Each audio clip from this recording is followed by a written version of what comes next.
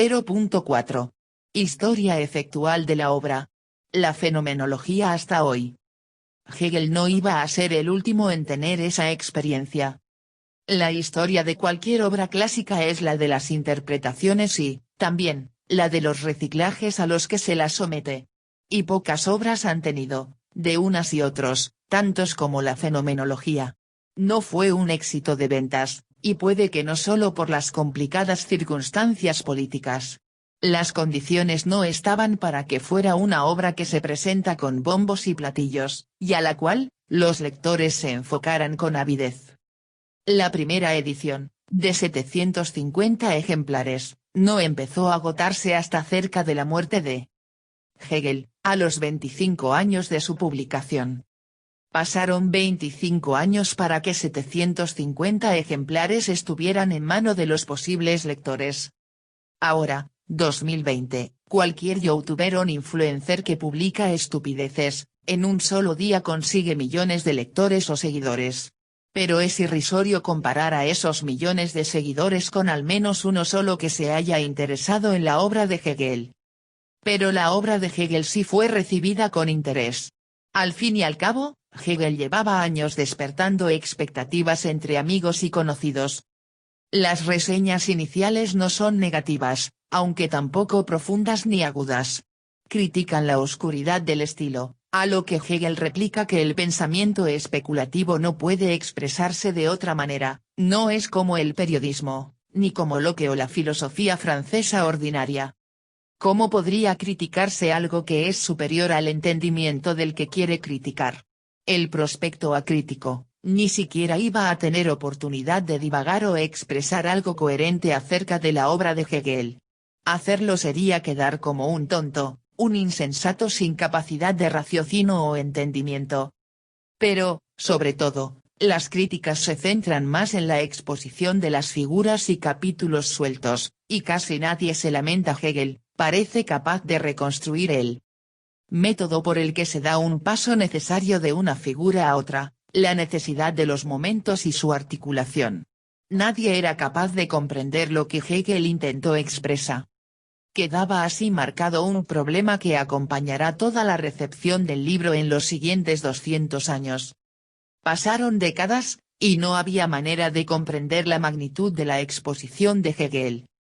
Los discípulos berlineses de Hegel se sienten más familiarizados con las obras posteriores, y de ellos, Heinrich, el más interesado en la fenomenología, parece haberle hecho notar a su maestro que ni siquiera los llamados hegelianos llegan a entenderla. En todo caso, le concedían más fama que atención. Durante los años 30 del siglo XIX, los posteriores a la muerte de Hegel, construyen a toda prisa un corpus hegeliano, unas obras completas cuyo segundo volumen constituye, justamente, la segunda edición de la Fenomenología, a cargo de J.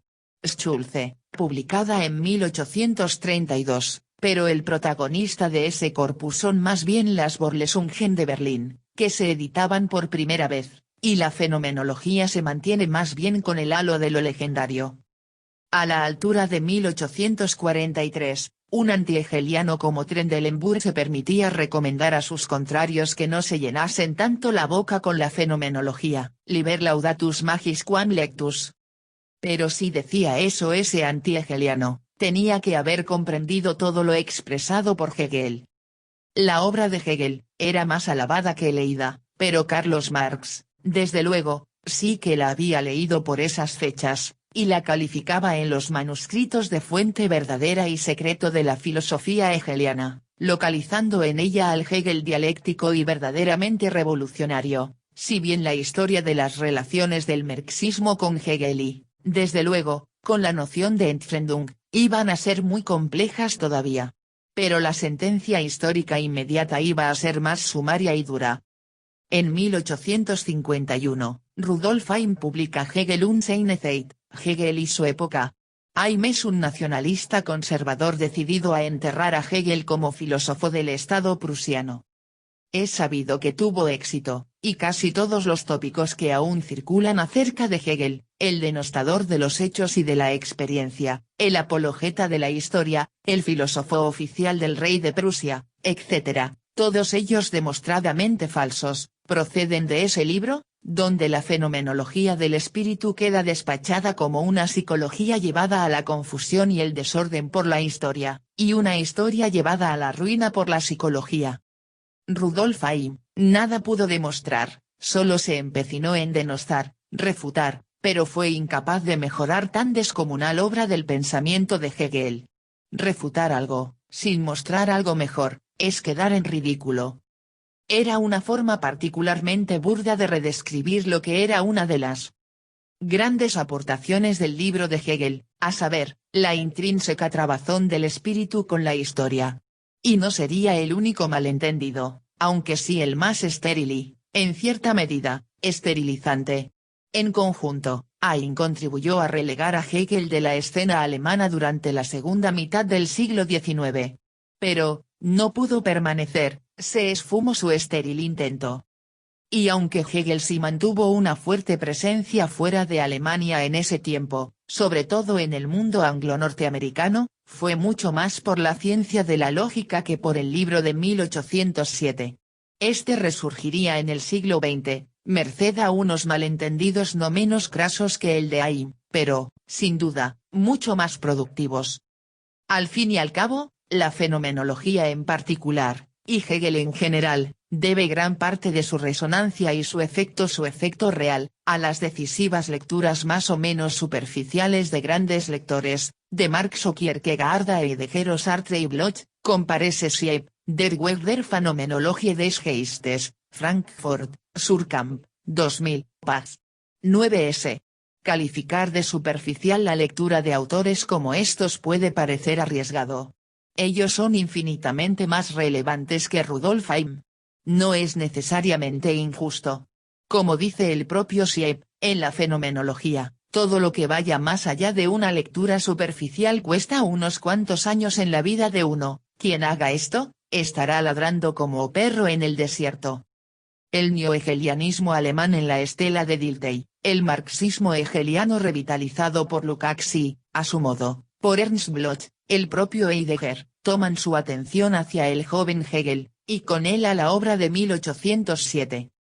Pero el impacto más sonoro llega, sin duda, en la Francia de los años 30, cuando Alexandre Kojève, un exiliado ruso, expone la fenomenología del espíritu en la École des Hautes Études ante unos oyentes fascinados que resultan ser la flor y nata de lo que constituirá el pensamiento francés durante los siguientes 40 años, Levinas, Jean Paul Sartre, Simone de Beauvoir, Raymond Aron, Jacques Lacan.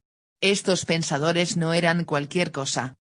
Es difícil exagerar en qué medida todo el existencialismo francés y todo el pensamiento que vino después de él, no solo en Francia, constituye una reacción a esas conferencias de Kojève. Basta que alguien serio, con prestigio y reputación seria se interese en algo, para que las cosas empiecen a mostrar el brillo original. No es este el lugar para hablar de ello. La fenomenología pasa a primer plano. Entre los oyentes estaba Hippolyte, que produce poco después la primera traducción al francés y el primer comentario completo y exhaustivo del libro, hoy todavía imprescindible. Pero la interpretación del ruso exiliado, Alexandre Kojève, genial al enlazar la dialéctica de la conciencia en su lucha por el reconocimiento con motivos heideggerianos muy cercanos a la sensibilidad existencialista, es particularmente parcial, cargando todo el peso del libro sobre la dialéctica del señor y el siervo, lo que daba mucho juego a marxistas y lacanianos, pero cegaba partes enteras del libro, y cambiaba su sentido general. Desde entonces, la fenomenología del espíritu no ha desaparecido nunca del horizonte del pensamiento europeo, ya sea en su vertiente frankfurtiana, ya en la fenomenológico-hermenéutica. Lo decisivo para su historia efectiva ha estado, sin embargo, en el laborioso trabajo de reconstrucción e interpretación del Hegel de Jena que se ha ido realizando en Alemania a partir de los años 60 del siglo pasado, una interpretación mucho más cercana a los textos reales y, en cierto modo, más desideologizada de lo que lo fuera la de tiempos anteriores. Los trabajos de Poggeler, Fulda, Enrich, o Kimmerle pusieron en marcha un debate que permitió corregir muchas imágenes erróneas de Hegel, empezar a ver el Hegel que fue y poner de manifiesto la estructura completa y la lógica interna de la fenomenología. Pero, sobre todo y también, todo hay que decirlo, en virtud de la situación geopolítica de la segunda mitad del siglo pasado, abrieron la obra de Hegel a la filosofía anglosajona de corte analítico, cuyos representantes, o sucesores, han visto, para sorpresa de muchos, que prácticamente todas las cuestiones de teoría del conocimiento, de criteriología de verdad, de teoría de la ciencia o de filosofía social, de filosofía de la cultura, de la filosofía de la mente, de la subjetividad y de la intersubjetividad, cuestiones que ya habían provocado un diálogo intenso entre el pragmatismo postanalítico y la herencia de la filosofía hermenéutica, pueden plantearse muy fructíferamente en el marco de la obra de Hegel y, en concreto, de la fenomenología. En realidad, Hegel tiene una larga historia en el mundo angloamericano desde el siglo XIX. Bradley y Taggart en el Reino Unido, Royce o Harris en Estados Unidos, el Dewey joven más tarde. El llamado positivismo significó más bien un paréntesis que lo condenaba a ejemplo preclaro lo que justamente un filósofo no debe ser, pero, a partir de los años 60 del siglo XX se produce un fuerte renacimiento en los estudios sobre Hegel.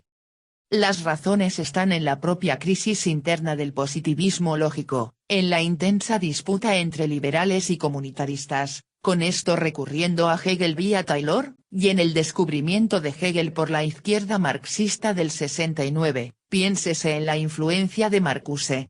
Todos estos caminos han conducido hasta el joven Hegel de Jena y hasta la fenomenología, han llevado a que Hegel esté igual de presente en la agenda de la discusión filosófica a los dos lados del Atlántico, mientras justo en aquel lado se está produciendo una potente relectura de Hegel. El resultado de todo ello está por ver, tanto más cuanto que hay otras lecturas de Hegel en curso. Pero un hegeliano norteamericano como Terry Pinkard puede comenzar su exhaustivo comentario a la fenomenología diciendo que, gracias al trabajo realizado en los últimos 50 años sobre el joven Hegel, estamos finalmente en posición de empezar a asimilar lo que Hegel tenía que decirnos. ¿Cuánto tiempo tuvo que pasar para llegar a esta necesidad de comprender a Hegel? ¿Por qué en el momento de su aparición, Hegel no pudo ser comprendido? Se perdieron de un nuevo sistema de pensamiento, de un aporte de tal magnitud. Puede ser el optimismo de los comienzos, es probable que, al modo en que lo pintaba Foucault, Hegel esté ya aguardándonos, con su sonrisa irónica y grave, en un recodo del camino, al final de una interpretación presuntamente definitiva. Pero, al menos, el autor Hegel se ha liberado de los pesados tópicos que lo atenazaban, y la verdad es que en pocos momentos de sus 200 años ha dado lugar la fenomenología del espíritu a tantas lecturas, tan intensas y tan cercanas al corazón del presente como ahora. Página 103 de Lepub.